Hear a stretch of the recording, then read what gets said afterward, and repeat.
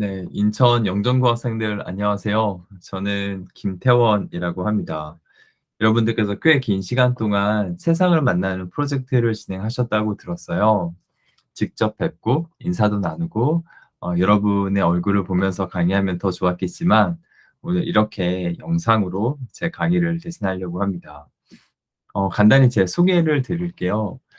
저는 구글이라는 회사에서 일을 하고 있습니다. 대학 졸업하고 첫 직장이 구글이었고, 네, 지금도 구글에서 일을 하고 있는데요. 오늘은 저희 회사에 대한 이야기가 아니라 세상이 어떻게 변하고 있고, 이 시대에 필요한 인재가 되기 위해서 어떤 준비를 할 수 있는지에 대해서 여러분과 함께 생각을 공유하는 그런 시간을 가져보도록 하겠습니다. 아마 우리 학생들 지금까지 정말 좋은 강의를 많이 들어보셨을 것 같아요. 그런데 제가 생각하는 좋은 강의는 대화처럼 하는 강의라고 생각합니다. 저에게 강의 듣는다고 생각하지 마시고요. 편안하게 대화한다는 마음으로 그렇게 들어주시면 좋을 것 같습니다. 자, 그러면 본격적으로 시작해 볼게요. 우리가 살면서 정말 다양한 계획을 세우게 됩니다. 하지만 계획대로 잘 안 되잖아요. 그리고 저는 가장 계획대로 안 되는 것이 진로라고 생각합니다. 어릴 때 생각했던 혹은 꿈꿨던 그 진로대로 사는 건 정말 쉽지 않은 일인데요. 저도 마찬가지였던 것 같아요. 제가 처음 대학을 입학을 했을 때는 뭔가 세상을 더 정의롭게 만드는 그런 저널리스트가 되고 싶었습니다. 기자가 되는 게 꿈이었고, 그래서 전공을 사회학을 선택했어요. 고등학교 때 진로 관련된 책을 보니까 사회학과 출신 중에 언론인이 많다라고 써 있더라고요. 그래서 저도 그 말을 믿고 사회학과에 진출하게 됩니다. 사회학. 들어보신 분은 많으신데요. 이곳이 무엇을 배우는 곳인지 정의하기는 되게 어려운 것 같아요. 저도 마찬가지였고, 그래서 입학해서 선배님들께 여쭤봤어요. 선배님, 사회학은 도대체 무엇을 배우는 곳입니까? 이렇게 여쭤봤더니 선배님께서 사회학은 세상을 바꾸겠다는 열정으로 입학해서 세상은 바뀌지 않는다는 걸 깨닫고 졸업하는 곳이라고 하셨습니다. 그때 너무 큰 충격을 받았었는데 그렇게 사회학을 공부하고 좋은 기회가 생겨서 구글에서 커리어를 시작하게 됩니다. 제가 구글에서 일을 하면서 매일매일 혹은 매 순간 느끼고 있는 것은 세상은 정말 빠르게 변하고 있다는 건데요. 얼마나 빠르게 변하고 있는지 한번 알아볼까요? 자동차는 속도계를 통해서 얼마나 빠르게 변하는지 속도를 측정할 수가 있지만 세상의 변화는 측정 가능하지 않으니까 제가 간접적으로 설명을 드려보도록 하겠습니다. 전 세계에서 검색량이 가장 많은 사이트가 구글이죠. 오늘도 전 세계 구글에서 수많은 검색어가 발생을 하고 있습니다. 이 검색어 데이터를 분석해 보면 흥미로운 인사이트를 얻을 수가 있는데요. 매일매일 전 세계 구글에서 발생하는 모든 검색어의 15%는 우리 인류가 처음으로 찾아본 검색어입니다. 예를 들면 날씨처럼 매번 자주 찾아보는 검색어도 있겠지만 오늘 전 세계에서 100가지 검색어가 발생했다면 그중에 15가지는 과거에 단 한 번도 검색되어지지 않은 새롭게 창조된 검색어라는 거죠. 이렇게 검색어는 날마다 15%씩 새롭게 창조되고 있습니다. 이게 무엇을 의미할까요? 저는 여러분 개개인이 얼마나 빠르게 변하고 있는지는 모르겠지만 우리 인류라는 덩어리는 적어도 매일매일 15%씩은 새로운 관심을 향해서 움직이고 있다고 말하는 것 같습니다. 정말 빠른 속도라고 할 수가 있겠죠. 이렇게 빠르게 변하고 있는 시대, 이 시대 우리가 어떻게 이해하고 어떻게 준비하면 좋을까? 여러분도 고민이 많이 될 거라고 생각합니다. 우선 본격적으로 세상의 변화를 말씀드리기 전에 제가 만난 어느 창의적인 학생에 대한 이야기를 해보려고 합니다. 벌써 한 10년 전에 있었던 일인 것 같아요. 제가 부산에 있는 어느 대학교에서 특강을 한 적이 있었습니다.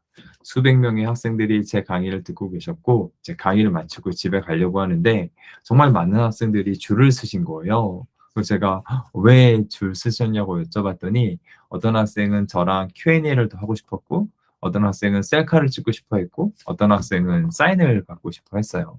저는 너무 감사한 마음에 열심히 사인도 하고 같이 셀카도 찍고 Q&A도 하면서 많은 시간을 보냈어요.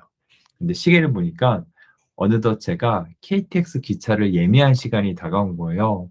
여전히 많은 학생들이 줄을 서 계셨는데 정말 죄송합니다라고 말씀드리고 지금 안 가면 기차 놓칠 것 같다고 그렇게 말씀드리고 저는 부산역으로 이동을 했습니다. 여전히 그리고 오랫동안 저에게 사인을 받거나 대화하기 위해서 기다렸던 많은 학생들은 아무 잘못도 하지 않았지만 제가 부산역으로 가야 되는 바람에 원하는 목표를 달성할 수가 없으셨어요. 자, 제가 부산역에 도착해서 우리가 탑승하고자 하는 기차 시간을 확인하면 전광판 같은 곳에 몇 번 승차원으로 가라고 안내가 되어 있잖아요. 저는 승차원을 확인하고 거기로 걸어가고 있었거든요. 근데 갑자기 처음 보는 어느 남학생 두 명이 저에게 다가오더니 안녕하세요 김태원 씨 인사를 하시는 거예요. 제가 모르는 분이어서 혹시 누구세요?라고 여쭤봤어요. 그랬더니 그분께서 뭐라고 하셨냐면 저희들은 조금 전에 부산에 있는 그 대학교에서 특강 들었던 학생들입니다라고 하시는 거예요. 그래서 제가 근데 왜 여기 있냐고 이렇게 여쭤봤어요. 그랬더니 그 학생들이 아주 흥미로운 이야기를 했어요. 불과 몇 시간 전에 이 두 학생은 수백 명의 학생들과 함께 제 특강을 듣고 있었어요. 강의가 끝날 때쯤 돼서 나도 김태현 씨랑 얘기도 더 하고 싶고 셀카도 찍고 싶고 여러 가지 하고 싶은데 강의 끝나고 나서 다른 학생들이 이 목적을 위해서 어떤 방법을 선택했는지 보니까 전부 다 줄 서는 방법을 선택한 거예요. 나도 남들처럼 줄 서면 그런 기회가 올 수도 있겠지만 저러다가 김태훈이 중간에 가버리면 원하는 목표를 달성할 수가 없잖아요. 근데 제가 강의하던 중간에 이런 얘기를 했대요. 여러분, 제가 오늘 몇십몇 분 KTX를 예매했는데요. 라는 얘기를 했다는 거예요. 이건 곧 뭘 의미하는 거죠? 제가 그날 부산에서 뭘 하든지 간에 그 시간에는 부산역으로 갈 수밖에 없다는 걸 의미하는 거겠죠. 그래서 다른 학생들이 다 줄을 서 계실 때 이 두 명의 학생은 지하철을 타고 부산역에 가서 제가 타는 기차 시간을 확인하고 승차원을 확인한 후 그 승차원 앞에서 저를 기다리고 있었던 거예요. 그리고 예정된 시간이 되니까 제가 기차 타기 위해서 막 걸어오고 있었겠죠. 너무 반가워서 인사를 했고 저도 아직도 기억이 나는 게 그 한참을 얘기하고 서로 이렇게 양쪽에 어깨 동무하고 사진을 찍었던 그런 기억이 있습니다. 제가 이 학생들의 이야기를 공유드리고 싶었던 이유는 제가 몇 시 몇 분 기차를 예매했습니다라는 이야기는 거기 계신 모든 학생들에게 한 이야기예요. 근데 어떤 학생들에게는 그냥 지나가는 이야기였고 어떤 학생들에게는 자기만이 잡을 수 있는 기회의 신호였던 거죠. 우리가 같은 시대를 살아가고 있는 것 같지만 우리가 어떤 관점을 가지고 있는지에 따라서 우리가 살아가는 세상, 보이는 세상은 다르다고 생각합니다. 그리고 우리가 다르게 볼 수 있을 때 다른 기회를 잡을 수 있을 거라고 생각합니다. 그래서 우리가 세상의 변화를 이해하는 것은 매우 중요하다고 생각해요. 어, 그럼 세상이 어떻게 변하고 있는지 몇 가지 예를 좀 들어볼게요. 어떤 사람은 지금을 위기의 시대라고 말하지만 저는 지금이 기회의 시대라고 생각해요. 음, 전화위복, 위기는 기회다. 이런 이야기 많이 들어보셨을 텐데 또 제가 이런 얘기 들으면 아유, 김태훈 씨도 꼰대구나, 옛날 사람이구나 이렇게 생각하실 것 같아서 제가 데이터로 한번 증명을 해보도록 하겠습니다. 색깔이 다른 5개 그래프가 있습니다. 이 그래프는 어떤 단어에 대한 검색량입니다. 이 단어가 매년 발생했던 검색량을 보여주는 건데요. 자세히 보시면 2016년도부터 19년도까지는 좀 차이가 있긴 하지만 검색량이 비슷해요. 근데 2020년도에 검색량이 폭증하는 단어가 있습니다. 어떤 검색어일까요? 코로나나 마스크 혹은 주식 여러 가지를 생각할 수 있을 것 같은데 정답은 네, 비즈니스 아이디어에 대한 검색량입니다. 비즈니스 아이디어. 이 5년 중에 가장 리스크가 컸던 해는 언제죠? 네, 2020년이죠. 근데 2020년은 너무나 신기하게 최근 우리가 경험했던 가장 위기가 컸던 해이지만 동시에 인류 역사상 비즈니스 아이디어를 가장 많이 검색한 해이기도 합니다. 이게 무엇을 의미할까요? 모든 사람이 위기를 기회라고 생각하지는 않겠지만 위기가 왔을 때 이것을 기회로 만들기 위해서 적극적으로 움직이는 사람들은 정말 많다는 의미입니다. 그래서 저는 위기는 기회가 될 수 있다라고 생각합니다. 그리고 지금을 디지털 트랜스포메이션의 시대라고 부르고 있습니다. 우리 학생들에게 좀 어려운 단어일 수가 있을 것 같은데요. 지금 우리 사회에서는 몇 년째 가장 핫한 키워드 중에 하나가 디지털 트랜스포메이션입니다. 이 시대가 어떤 시대인지 정의하는 방식은 여러 가지가 있을 텐데 저는 이렇게 단순하게 한번 표현을 해봤어요. 세로축은 복잡성, 가로축은 세상이 디지털화되는 속도입니다. 우리가 열심히 공부하고 미래를 준비하는 이유는 또 복잡한 문제를 해결하기 위해서겠죠? 왜냐하면 복잡한 문제를 해결할수록 부가가치가 높을 거잖아요. 옛날에는 변화해야 된다고 외쳤고 그 말을 혁신이란 말이 대체했고 지금은 트랜스포메이션이란 말을 쓰고 있습니다. 여러분 혁신이라는 건 가죽 혁자의 새로울 신자예요. 가죽을 새롭게 하는 거. 예를 들어서 제가 여러분에게 저 혁신하겠습니다 하면서 제 가죽을 벗겨내고 새로운 가죽을 입힌다고 생각해 보면 너무 고통스러울 것 같잖아요. 즉 고통스러울 만큼 큰 변화를 우리가 혁신이라고 불렀던 것 같아요. 그러면 트랜스포메이션은 무슨 뜻일까요? 영어 자체를 그대로 번역하면 변형 뭐 이런 뜻이 되겠지만 저는 가죽을 새롭게 하는 걸 넘어서 체질 자체를 바꾸는 것을 트랜스포메이션이라고 해요. 그리고 우리 사회가 문제를 푸는 체질을 바꾸고 있어요. 우리 사회가 문제를 푸는 체질을 바꾸고 있다는 것은 우리 학생들에게 너무 중요한 트렌드라고 생각합니다. 왜냐하면 여러분 인재는 다른 말로 표현하면 뭐죠? 문제 해결 능력이 있는 사람이겠죠? 문제 해결 능력? 근데 우리 사회가 문제를 푸는 방식, 체질을 바꾼다는 건 인재에 대한 정의가 달라지고 있다는 것과 마찬가지이기 때문입니다. 그럼 우리 사회가 어떻게 트랜스포메이션 하고 있는지 여러 가지 사례를 같이 한번 보도록 할게요. 여러분 이세돌 씨와 알파고의 대국 여전히 기억하고 있죠? 여러분 이거 보시면서 솔직히 무슨 생각하셨어요? 우선 이세돌 씨 응원을 많이 하셨을 것 같고 이세돌 이겨라 구글 망해라 이런 이야기를 하신 친구도 있었을 것 같아요. 근데 왜 하필 구글 알파고는 바둑을 뒀을까? 구글 인공지능은 바둑을 뒀을까? 이 바둑은 복잡성을 대표하는 종목이에요. 인공지능이 바둑을 둘 수 있다는 것은 복잡성의 문제를 해결할 수 있다는 것을 보여준 하나의 예시인 거고, 우리 삶에는 너무나 다양한 복잡성의 문제들이 있잖아요. 그런 문제를 해결하는데 이런 새로운 기술들이, 새로운 도구들이 어떻게 작동하는지 보도록 하겠습니다. 예를 한번 들어볼게요. 전 이분을 직접 뵌 적은 없는데 뉴스에서 보고 너무 흥미로워서 기사를 캡처를 해뒀어요. 이분은 카이스트에서 학사 석사를 마치고 대구지방고용노동청 안동지청에서 공익근무 요원으로 일을 시작하셨어요. 새로운 직원이 오니까 직장 상사가 이분께 일을 시켰겠죠. 그동안 안동지청이 보냈던 수천 개의 등기우편 1년 번호를 일일이 우체국 홈페이지에서 확인하고 출력하라는 일을 시켰대요. 그리고 이 일을 시킨 상사는 6개월 정도 걸린다고 생각했어요. 왜냐하면 본인이 해봤을 테니까. 근데 이 미션을 받은 바로 이분이 이 단순 반복 작업을 6개월 동안 한다는 것이 너무 비효율적인 것 같아서 자동으로 이런 작업을 할 수 있는 프로그램을 개발해서 6개월 걸릴 일을 하루 만에 끝내버렸어요. 너무 놀라운 일이죠. 그래서 이게 이렇게 뉴스에 났어요. 자, 이 소식을 들었을 때 여러분은 가장 기억에 남는 단어가 뭐죠?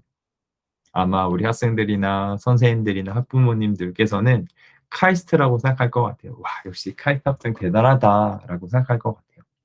근데 저는 이 기사가 주는 메시지는 그거라고 생각해요. 우리가 어떤 도구를 쓸 줄 아는지에 따라서 문제를 푸는 방식이 달라지는 거죠.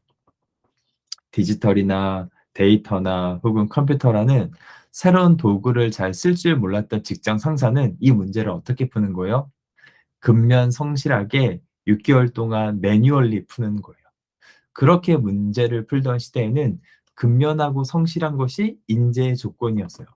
물론 지금도 근면하고 성실한 것은 되게 필요해요. 하지만 컴퓨터나 디지털이라는 도구를 쓸 줄 아는 사람의 눈에는 이 문제는 이런 도구를 활용해서 하루 만에 풀 수 있는 문제가 되는 거죠. 즉 우리가 새로운 도구들을 얼마나 잘 익히고 있는지에 따라서 우리가 해결해야 될 문제를 이전과는 다르게 접근하고 다르게 풀어낼 수 있는 그런 시대가 되어 있는 겁니다. 다른 예시를 한번 들어볼까요? 전 세계 인구 중에 약 30억 명은 해산물을 통해서 주로 단백질을 섭취한다고 합니다. 그리고 우리가 바다에서 뭔가를 잡으면 다 먹으면 좋겠지만 다 먹지 못하고 남아도는 재고가 있을 거 아니에요. 근데 그 재고의 90%는 인간이 욕심부려서 너무 많이 잡아서 그렇다고 합니다. 그리고 이런 불법 어획이나 남획을 통한 부당이익이 연간 25조 정도 된다고 합니다. 이거 그냥 두면 특정 누군가는 많은 돈을 벌어서 좋겠지만 우리 인류에는 혹은 우리 바다에는 좋은 게 아니잖아요. 자, 이 문제를 해결하기 위해서 글로벌 피싱 와치라는 시민단체가 배를 타고 바다를 돌면서 누가 불법 어획하는지 남획하는지 감시하는 일을 하고 계십니다. 너무너무 고마운 분들이잖아요.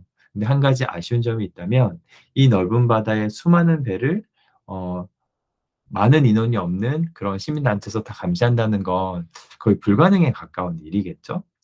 어떻게 하면 이 문제를 조금 더 효율적으로 풀 수 있을까라는 고민을 자연스럽게 하게 됩니다. 그리고 지금은 구글과 협업을 통해서 이 문제를 해결하고 계신데요. 어떻게 해결하는지 볼게요. 자, 지금 세계 지도가 있고 불빛들이 보이죠? 이 불빛은 바다 위에 떠 있는 배들의 위치입니다. 전 세계 배가 이렇게 퍼져 있어요.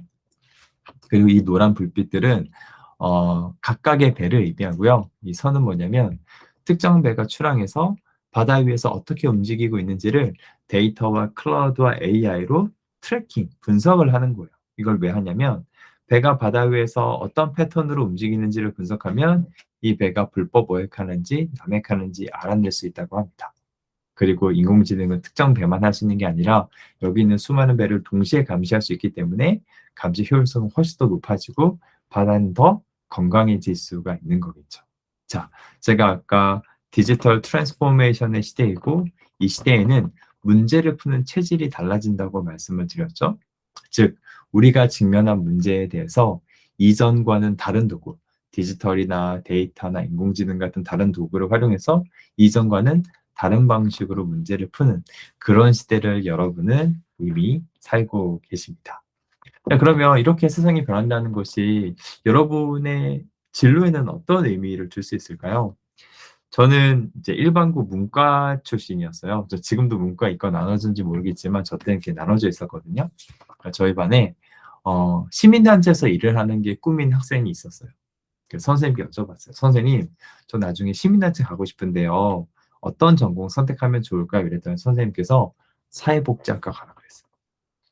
또 옆에 있는 친구가 또 질문했어요. 선생님, 저도 시민단체 가고 싶은데 저는 어떤 전공 선택하면 좋을까요? 이랬더니 선생님이 또 사회복지학과를 가라 그랬어요. 그래서 이 두 학생이 다시 질문합니다. 선생님, 저랑 얘랑 다 재능도 다르고 여러 가지 것들이 다른데 우리 왜 다 똑같은 데로 가야 되죠? 라고 말했어요. 그 선생님께서 아니야, 너네는 똑같은 데 가는 게 아니야. 너희들의 수능 점수에 따라서 학교 이름이 달라 이렇게 얘기했었어요. 그러니까 옛날에는 어떤 직업을 갖는다고 하면 그 직업으로 향하는 빠른 길이 되는 그런 전공이 정해져 있던 시대가 있었어요. 하지만 지금은 어떻죠? 이전과는 다른 방식으로 문제를 해결하고 있는 시대인 거잖아요. 만약에 여러분께서 똑같은 질문을 하신다면 사회복지학과를 가도 좋고 법을 전공해도 좋고 공대를 가도 좋고 컴퓨터공학을 전공해도 좋을 것 같아요. 결국 시민단체는 어떤 문제를 해결하기 위해서 존재하는 곳일 텐데 그 시민단체가 쓸 줄 모르는 새로운 도구를 쓸 줄 아는 사람이 그 시민단체에 간다면 그 시민단체가 풀고 싶었던 문제를 이전과는 다른 방식으로 더 잘 풀 수 있을지도 모르는 일이니까요. 즉 세상이 문제를 푸는 방식이 달라지면 사실은 진로를 선택하는 방법도 자연스럽게 달라지게 됩니다. 자, 이렇게 세상이 변화하고 있는데 그럼 이 과정 속에서 우리는 어떤 인재가 될 것인가, 어떤 준비를 할 것인가 이런 고민이 있을 것 같아서 그것과 관련돼서 몇 가지 이야기를 드려보도록 하겠습니다. 우선 역량에 대해서 한번 다시 생각해보는 시간을 가지면 좋을 것 같아요. 저는 우리 학생들을 만나면 이 학생은 경쟁에 집중한 인재일까, 진짜가 되기에 노력한 인재일까, 이것이 참 궁금합니다. 경쟁에 집중한 인재는 본인이 얼마나 인재인지를 어떻게 증명하려고 할까요? 그동안 해왔던 경쟁에서 얼마나 잘했는지로 설명하려고 합니다. 몇 점을 맞고, 몇 등을 하고, 어느 대학을 가고. 하지만 진짜가 되기에 노력한 인재는 본인을 어떻게 설명하냐면, 저는 어떤 문제를 풀 수 있는 역량을 가진 사람입니다라고 표현을 합니다. 즉, 진짜가 되려는 인재는 이 시대에 필요한 역량을 갖추는 것에 더 집중을 하는 인재라고 할 수가 있겠죠. 그러니까 좀 더 구체적으로 설명을 드리면, 왼쪽은 제가 생각하는 과거형 인재인 것 같아요. 솔직히 고백하면 저도 이렇게 파란색으로 되어 있는 이런 어떤 가치관이나 환경 속에서 교육받고 성장했던 것 같아요. 지식과 정보를 정확히 보고 많이 배우고 문제를 잘 해결하고 경쟁을 잘해서 성공해야겠다. 이런 생각들을 했었던 것 같아요. 하지만 우리 사회에 필요한 미래형 인재는 좀 다른 것 같아요. 정확히 볼 수 있어야 되지만 동시에 다르게 볼 수도 있어야 되고 많이 배우는 것도 중요하지만 이제는 창조하는 것이 진짜 공부라고 생각합니다. 문제를 해결하는 걸 넘어서 무엇이 중요한 문제인지 제시할 수 있는 능력이 필요하고 경쟁을 잘하는 걸 넘어서 협업하는 능력. 마지막으로 성공하기 위해서 노력하기보다는 나는 누구를 성공시킬 것인가를 고민하는 인재가 훨씬 더 필요한 인재이고 전 이렇게 생각하고 이런 가치관과 태도를 가진 사람을 진짜 인재라고 생각을 합니다. 좀 더 역량을 구체적으로 말씀을 드려볼까요? 일단 인재는 다른 말로 표현하면 문제 해결 능력이 있는 사람이고 이 문제 해결 능력을 이루는 요소는 정말 다양할 것 같아요. 여기에 지금 표현되어 있는 것 외에도 정말 다양한 요소들이 있을 텐데 그중에 제가 몇 가지를 선택을 해봤어요. 첫 번째로 창의력과 협업은 예전에도 중요했고 지금은 더 중요하고 앞으로는 더 중요해질 것 같아요. 왜일까요? 쉽게 설명드리면 쉬운 문제는 다 풀렸기 때문이에요. 결국 더 어려운 문제, 남겨진 문제를 풀어야 되는데 이 문제는 이전과는 다르게 풀어야 되니까 창의력이 필요하고 혼자서는 풀기 어려우니까 협업하는 능력이 필요한 것 같아요. 그리고 기술과 데이터가 세상을 바꾸고 있다는 걸 이제는 인정해야 되는 시대를 살고 있으니까 그런 디지털 트랜스포메이션의 시대를 살고 있으니까 우리가 교양을 익히듯이 데이터와 기술에 대한 최소한의 구사력을 갖는 것은 도움이 될 것 같습니다. 그리고 이 모든 문제들은 우리 사회와 우리 사람을 위한 따뜻한 시선이 중요하니까 인문학적 인사이트를 갖는 것도 되게 중요한 것 같아요. 즉, 내가 얼마나 준비된 인재인가 이거를 평가하는 기준들이 있을 텐데 이런 기준을 놓고 본인을 바라보는 관점과 등수와 점수만을 기준으로 본인을 바라보는 관점은 저는 다를 거라고 생각을 합니다. 저는 여러분이 역량 중심으로 그 경험을 쌓고 노력하시는 걸 진심으로 바라고 있는 거겠죠. 다음은 진로와 직업에 대한 이야기를 잠깐 해볼까요? 제가 문과 출신이라고 말씀드렸잖아요. 그래서 제 고등학교 때 광고업계에서 일하고 싶어하는 친구들이 많이 있었어요. 그래서 선생님께 광고업계에서 하고 싶다고 하면 거의 대부분 광고 홍보학과를 가라고 진로 지도를 받았던 것 같아요. 근데 만약에 지금 여러분 중에 누군가가 광고업계에서 일을 하고 싶다면 전 예전과는 다른 답변을 드리고 싶어요. 예를 들어 볼게요. 자, 이 광고 잠깐 볼까요?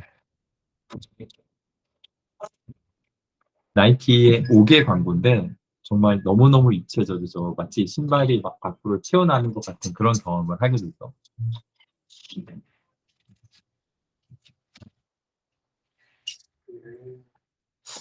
이거 한번 볼까요? 그래서 어떤 사람이 열심히 뛰는 형상이 있는데 이거 뭘로 만들었을까요?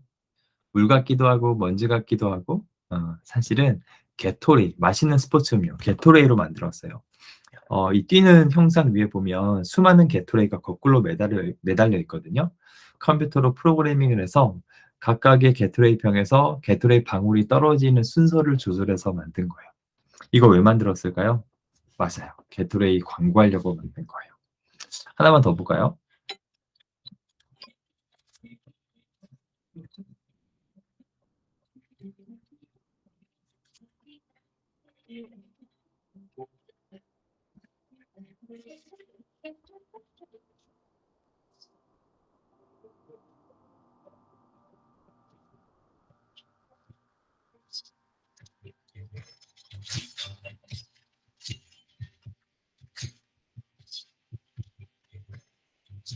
네, 지금 여러분은 샴푸 광고를 보셨습니다.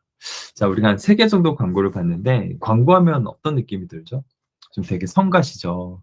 유튜브에서 광고 나오면 '빨리 5초 내라. 스킵해야겠다.' 이런 생각 하시잖아요.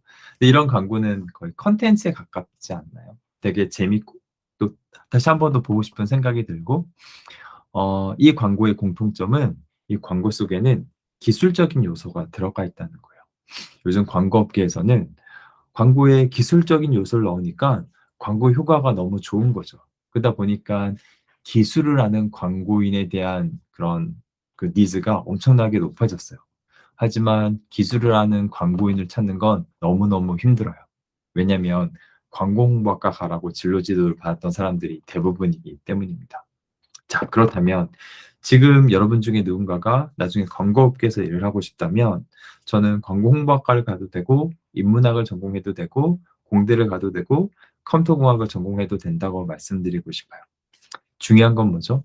옛날에도 광고업계가 있었고 지금도 있고 미래에도 있을 거예요. 중요한 것은 어떤 직업이냐가 아니라 그 직업이 풀고자 하는 문제를 어떤 도구를 활용해서 풀고 있는지를 아는 것이 중요하고 그걸 익히는 것이 저는 중요하다고 생각합니다. 자, 다시 정리를 해보면 세상이 변화한다. 그 변화의 어떤 큰 트렌드 중에 하나가 문제를 푸는 방식이 달라지고 있고 문제를 푸는 방식이 달라지는 이유는 새로운 도구들이 나타나고 있기 때문이다.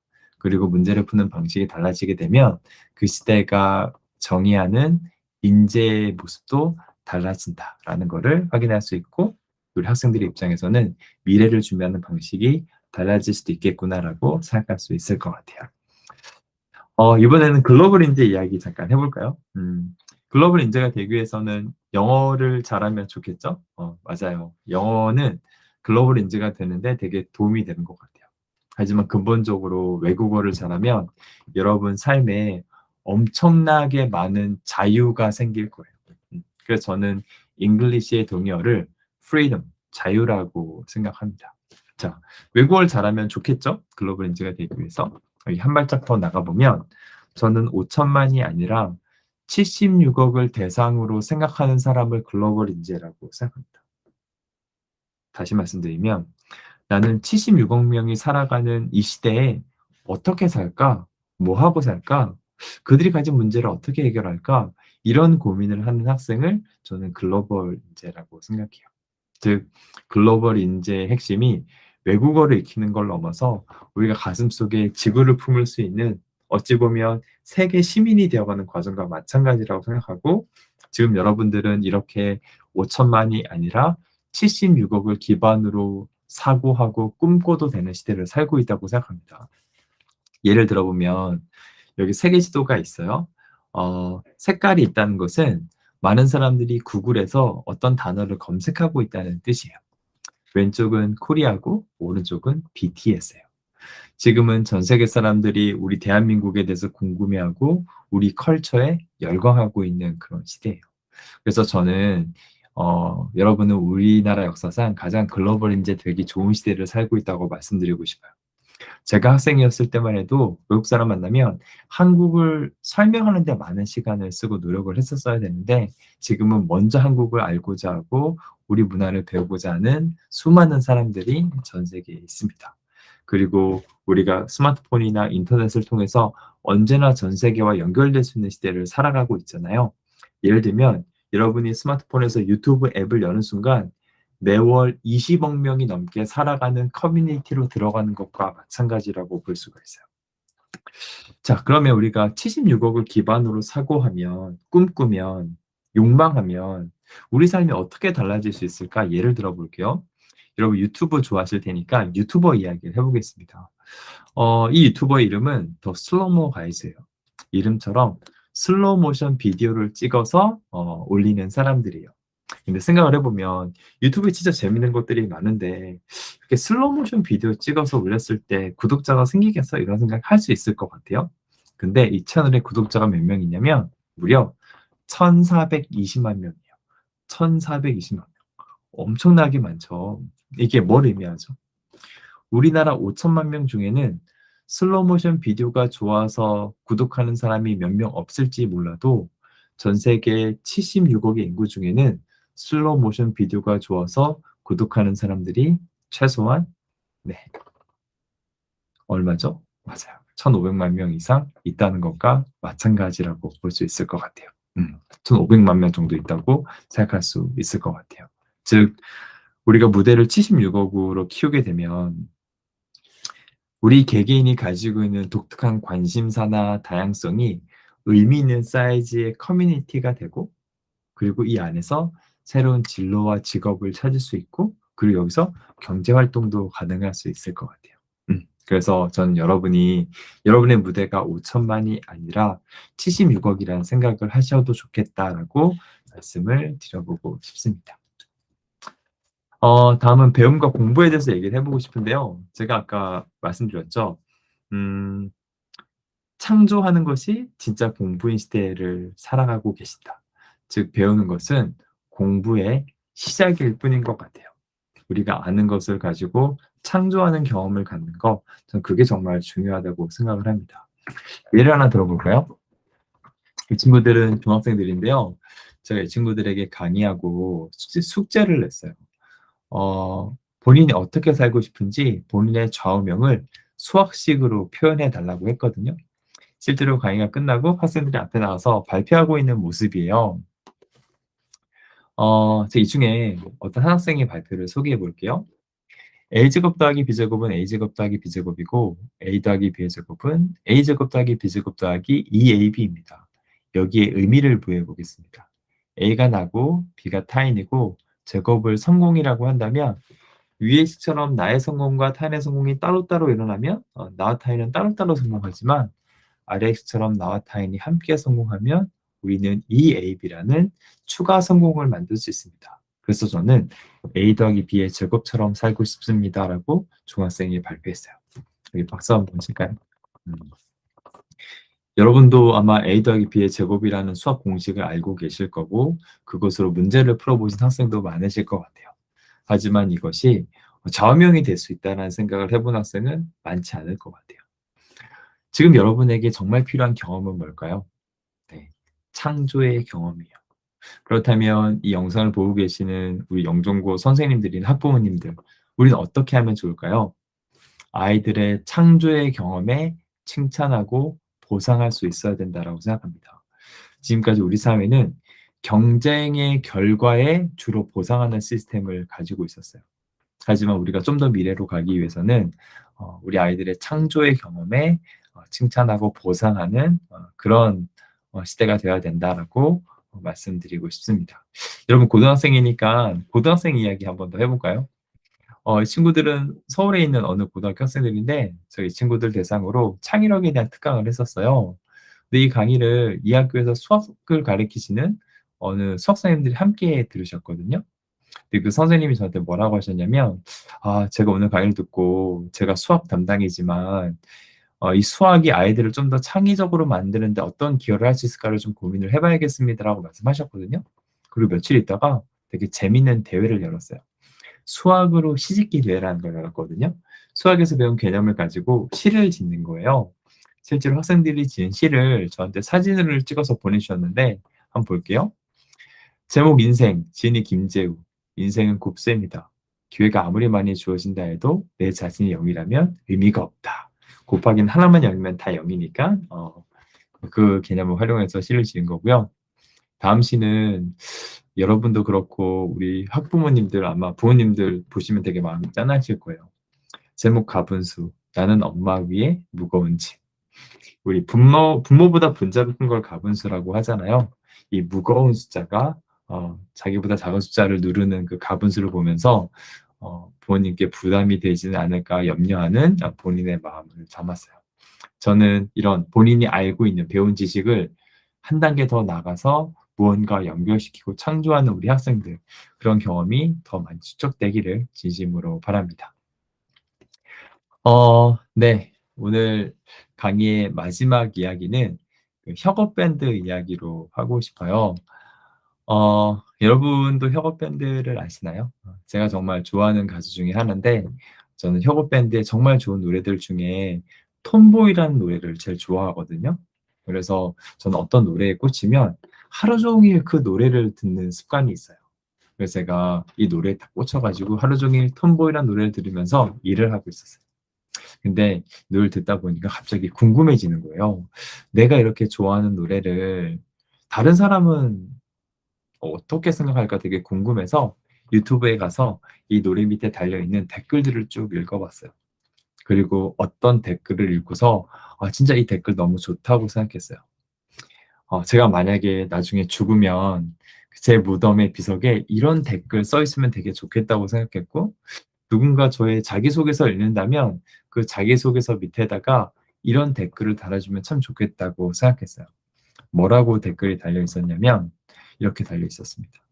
혁오의 음악을 들으면 혁오라는 장르가 따로 있는 것 같다라고 써 있었어요. 음, 세상에는 발라드도 있고 댄스도 힙합도 있고 여러 가지 장르가 있을 텐데 혁오 씨는 혁오 자체가 하나의 장르가 되는 거예요.